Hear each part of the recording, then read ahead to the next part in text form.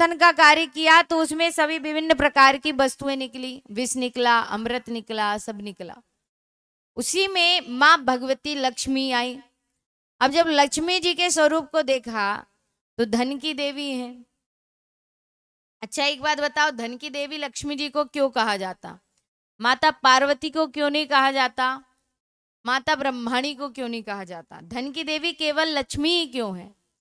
आपको मैं उसका कारण बताती हूँ कि आपने देखना कभी भी किसी फोटो में देखा होगा कि हर समय माता पार्वती अपने पति के चरण नहीं दबाती, माता ब्रह्माणी भी नहीं दबाती, लेकिन आपने जब भी भगवान विष्णु और माता लक्ष्मी को साथ में देखा है तो आपने एक ही दर्शन किए कि जिसमें माता लक्ष्मी सदैव विष्णु भगवान के चरणों को दबाती हैं। और मैंने आपसे कहा था कि जो भी स्त्री अपने पति के चरणों को दबाती हैं उनके घर में धन की कभी कमी नहीं होती, इसलिए वो क्या है? धन की देवी। तो माता लक्ष्मी हाथों में बरमाला लिए जब निकली मंथन के समय, तो उस समय सारे दानव, सारे दैत्य, राक्षस सब लाइन से बैठ गए।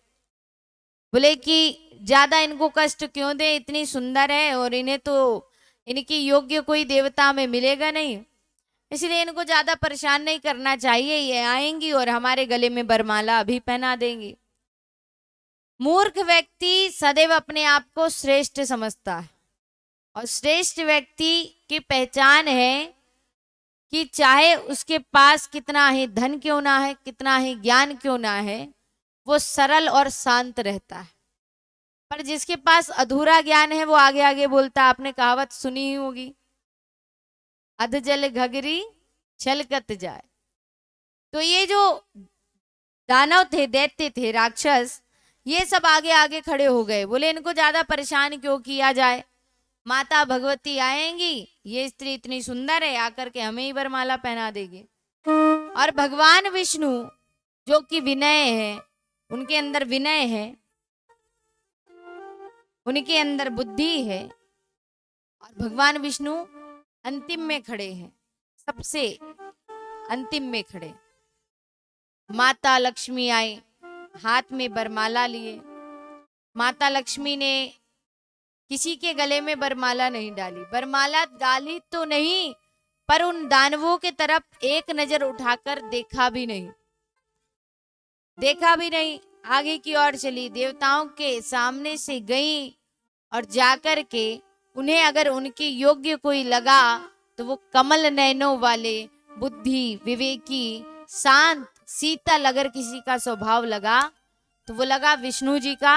और विष्णु जी के गले में माँ भगवती जगदम्बा महालक्ष्मी ने बरमाला डाल दी और माता लक्ष्मी और विष्णु जी का विवाह हो गया। परंतु आपको एक बात बताऊं, जितने विवेकी और जितने सहनशील भगवान विष्णु हैं उनकी पार कोई नहीं पा सकता। एक बार भगवान विष्णु शयन कर रहे थे,